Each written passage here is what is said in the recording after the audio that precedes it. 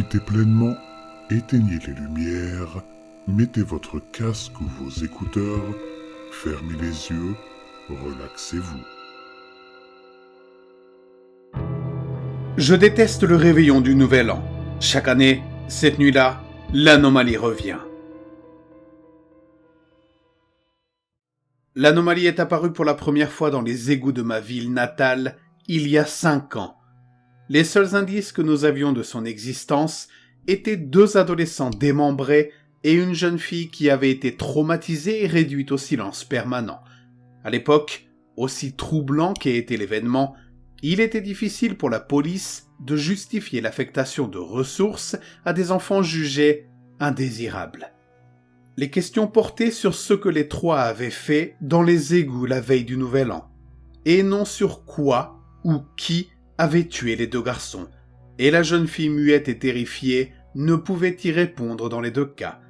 Nous n'avions pas grand-chose d'autre à faire dans ma ville que de boire, et nos débats au bar tournaient en rond avant de s'estomper au cours des mois suivants.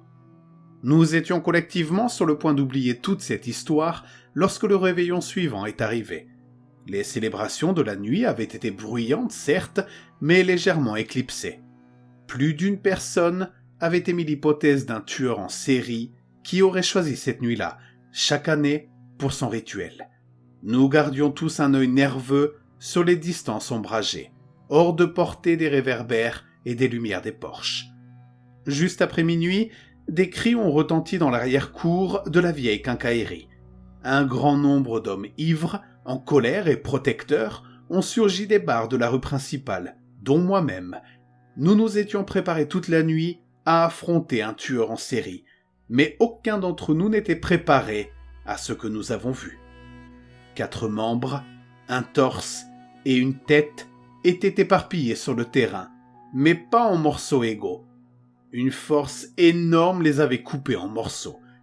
Pire encore, la même fille muette que l'année précédente était recroquevillée derrière une benne à ordures, pleurant et couverte d'une vague de sang détrempé. Harold, notre plus vieux sans-abri, avait été assassiné et cette fille était devenue le principal suspect. La police l'a emmené et l'a brutalement interrogé. Notre ville est restée à la fois silencieuse et pleine de ragots pendant tout ce temps. Personne ne savait s'il fallait se sentir mal pour elle, ou exiger qu'elle soit traitée plus équitablement. Si elle avait tué ces gens de cette façon, c'est qu'elle était complètement folle. Alors j'ai lutté contre mon habituel désir d'équité, et je suis resté pendant qu'il continuait à lui faire du mal. Je suis resté là. C'est ce que nous avons tous fait, nous sommes tous restés là, nous avons attendu. Apparemment, au bout de 4 jours, elle a fini par craquer et leur a raconté ce qu'elle avait vu lors des 2 réveillons. Nous n'avons pu que le deviner, car le chef de la police a quitté le commissariat avec un regard hagard, empreint de suspicion et de peur, sans dire un mot. Les autres policiers ont escorté la jeune fille à l'unité psychiatrique de l'hôpital local et l'y ont laissée pour une durée indéterminée. Pendant quelques mois, ils ont cherché un tueur en série présumé, mais aucune scène de crime ne contenait de preuves médico-légales. Ils ont été contraints d'abandonner. Mais cela n'avait pas d'importance. La veille du Nouvel An suivant, ils ont tous été tués juste après minuit. Un véritable cyclone de sang et de morceaux râpés a explosé dans la rue principale. J'étais assis au bar avec les autres gars quand la fenêtre est soudain devenue rouge foncé avec du sang comme de la pluie. Le bruit sourd nous a effrayés, et nous avons couru vers la porte lorsque nous avons réalisé que toutes les fenêtres étaient opaques. Je ne peux pas décrire la scène qui s'est déroulée à l'extérieur. Il suffit de dire que les égouts ont presque débordé. L'ensemble de nos forces de police, plusieurs médecins et de nombreux patients de l'unité psychiatrique ont été plus tard reconstitués à partir de ce bourbier.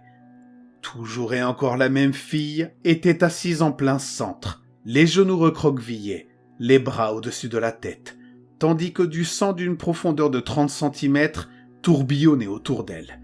Une fois de plus, elle avait été la seule survivante. Mais cette fois, nous savions que nous n'avions pas affaire à un tueur en série. Quelque chose de bien pire était en train de se produire. La fille, bien sûr, avait plus ou moins perdu la tête.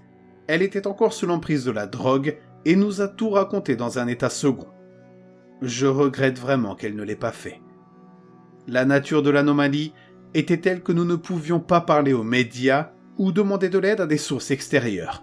Nous n'aurions tout simplement pas été crus et il y aurait eu plus de questions que de réponses, ce qui nous aurait tous plongés dans des problèmes encore plus graves.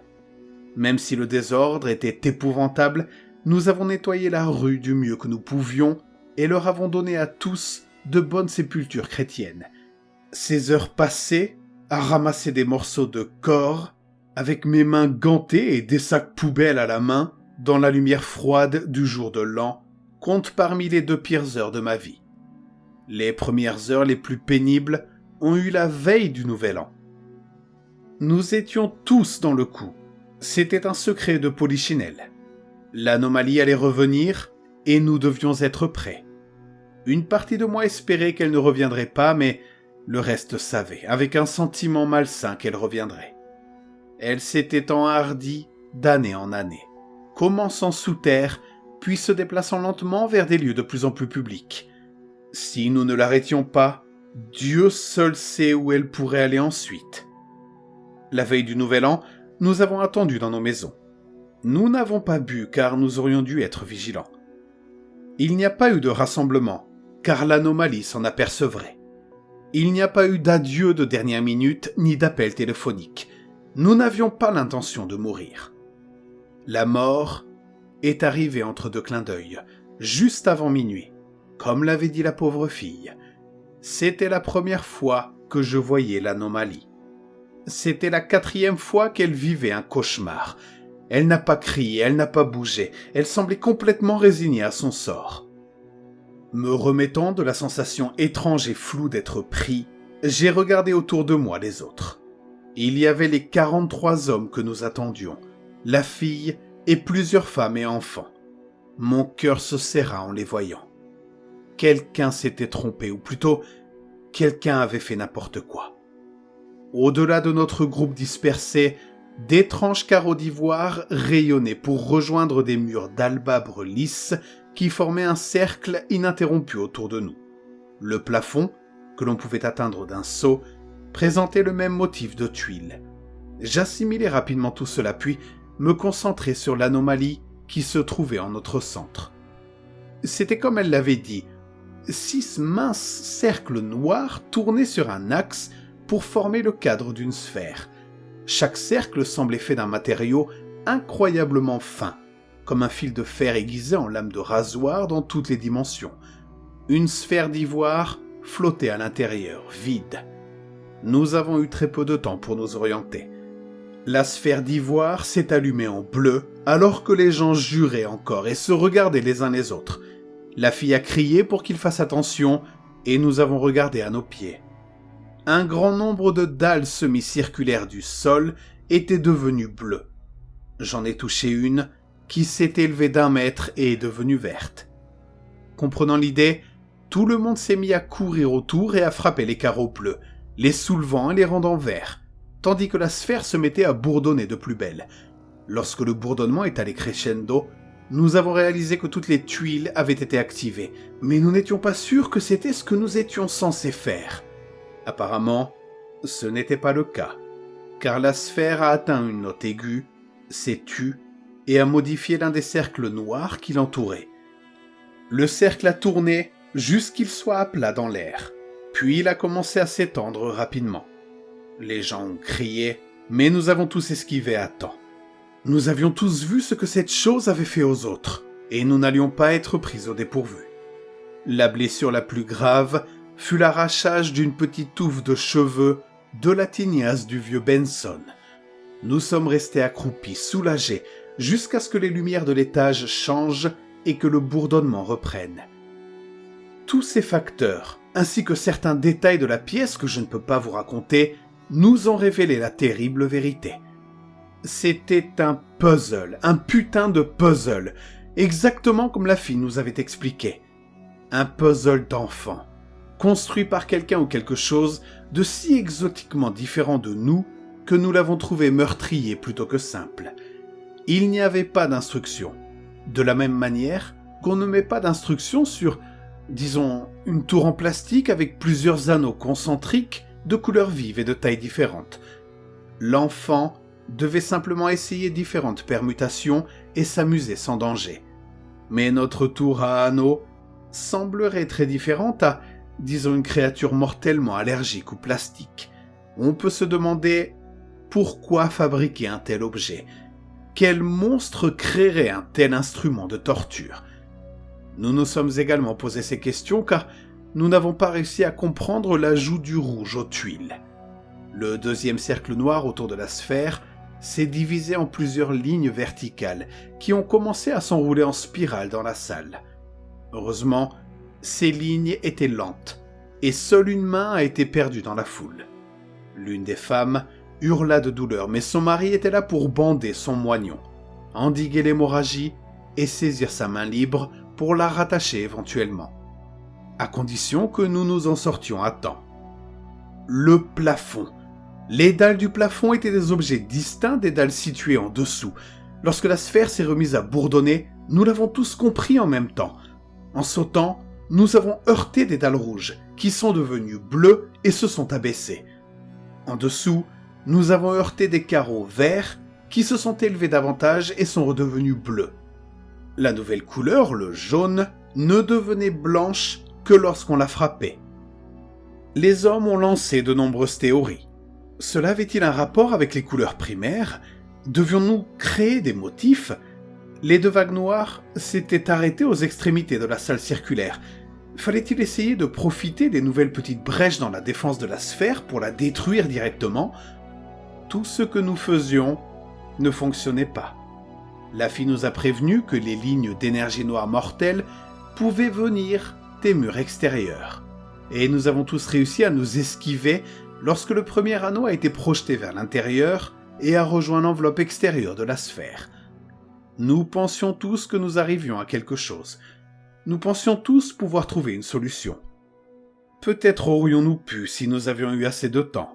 Mais lorsque nous avons cherché le 4e changement, nous n'avons rien vu de nouveau. Mary Baker marcha sur une tuile blanche qui s'éleva et devint bleue. Le jeu n'avait pas été conçu pour nous. Il n'y avait qu'une seule conclusion effrayante, quelque chose que même la fille qui avait survécu 3 fois n'aurait pas su. Le puzzle impliquait des couleurs que nous ne pouvions pas voir. Il n'avait pas été conçu pour nos yeux. Les cris hystériques collectifs ont noyé tout le reste. Nos plans et nos stratégies nous ont soudain semblé stupides et malheureux. Nous n'avions littéralement aucun moyen de gagner. Toutes les personnes qui se trouvaient dans cette étrange pièce d'un autre monde allaient mourir.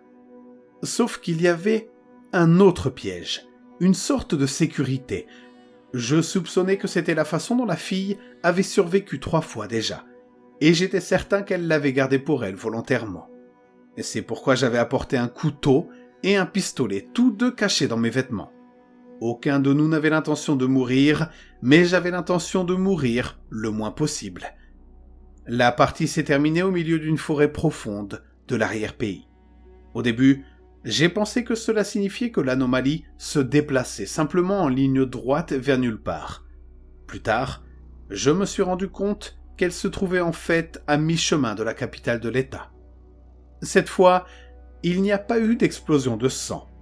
Les lignes d'énergie noire n'avaient pas déchiré autant de victimes qu'auparavant. Le sang, les organes et les intestins se trouvaient encore dans les cadavres, maintenus par leurs vaisseaux vides. Seul survivant, épuisé et couvert de sang, je suis rentré directement chez moi et j'ai pris une douche. Ma première pensée a été de n'en parler à personne. Je ne pourrai jamais expliquer la disparition de tous ces gens, et certainement pas une clairière dans les bois remplie de dizaines de corps. Vous voyez, bien que l'anomalie ait été construite comme une sorte de puzzle pour un enfant d'une espèce différente de tout ce que nous pouvons imaginer, elle a été conçue pour être une compétition multijoueur. Le jeu se termine automatiquement lorsqu'il ne reste plus qu'un seul participant.